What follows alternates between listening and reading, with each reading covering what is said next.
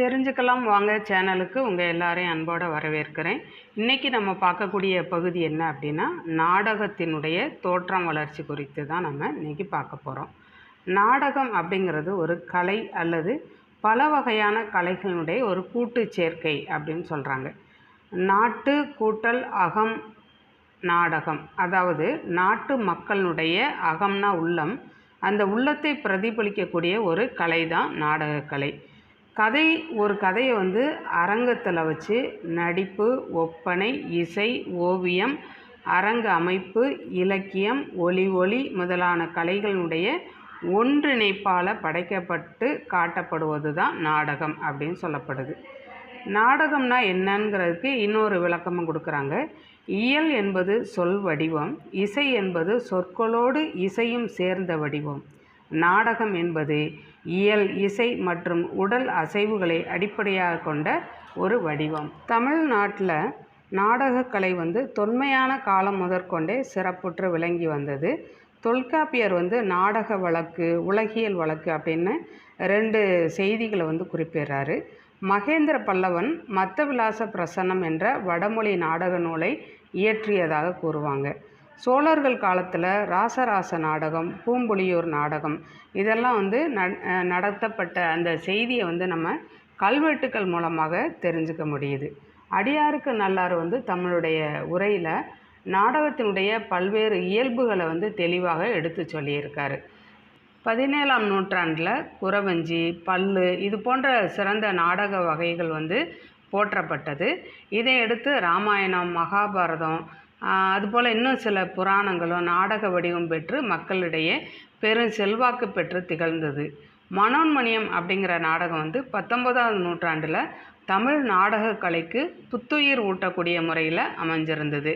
பேராசிரியர் சுந்தரம் பிள்ளை அவர்களுடைய இந்த மனோன்மணிய நாடக நூல் லார்ட் லிட்டன் அவர்களுடைய ரகசிய வழி, அதாவது இந்த சீக்ரெட் வே அப்படிங்கிற ஆங்கில நாடகத்தை அடியொற்றி எழுதப்பட்டதாகும். இந்த நாடகம் அற்புதமான கதாபாத்திரங்களை கொண்டு புதுமையான முறையில் படைக்கப்பட்டது. தமிழ் மொழியின்பால் அளவில்லாத பாசமும் பற்றும் உடையவர் தான் பேராசிரியர் சுந்தரம் பிள்ளை அப்படிங்கிறத அவருடைய தமிழ்தாய் வாழ்த்தில் சீரிழமை திறம் வியந்து போற்றுவதிலிருந்து நாம் தெரிஞ்சுக்க முடியுது. தமிழ் நாடக உலகத்தில் பெரும் மாறுதல்களை ஏற்படுத்தியவர்கள் பம்மல் சம்பந்த முதலியார், சங்கரதாஸ் சுவாமிகள், இவங்க 2 பேரும். தமிழ் நாடகத்தினுடைய தந்தை என்று போற்றப்படக்கூடியவர் பம்மல் சம்பந்த முதலியார்.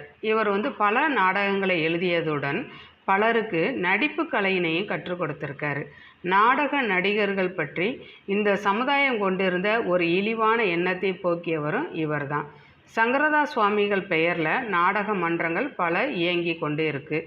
மொழிபெயர்ப்பு நாடகங்கள் பலவும் தமிழில் தோன்றியிருக்கு. சலோச்சன செட்டியாரனுடைய சரசாங்கி, கண்ணபிரான் பிள்ளையினுடைய வெனிஸ் நாட்டு வணிகன், சங்கரதாஸ் சுவாமிகளுடைய ரோமியோ ஜூலியட் இந்த நூல்களெல்லாம் சிறப்பாக போற்றப்பட்டது. பண்டிதமணி கதிரேச செட்டியாருடைய மிருச்ச கடிகா என்ற வடமொழி நாடகத்தை பின்பற்றி தான் மன்னியல் சிறுதேர் அப்படிங்கிற நாடகத்தை படைத்தார்.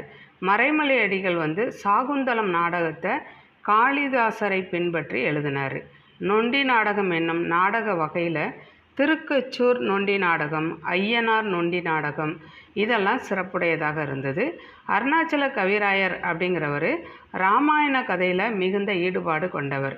இவர் அனுமர் மேலே ஒரு பிள்ளைத்தமிழ் பாடியிருக்காரு.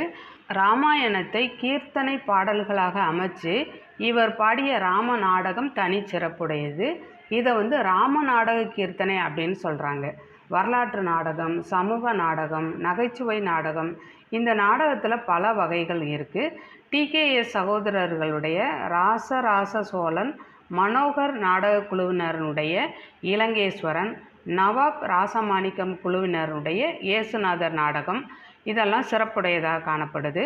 நாடக கலையினை ஊக்குவிக்கும் பொருட்டு தமிழக அரசு நாடக கலைஞர்களுக்கு பாராட்டுகளும் பரிசுகளும் வழங்கி வந்துக்கிட்டு இருக்காங்க. நன்றி, வணக்கம்.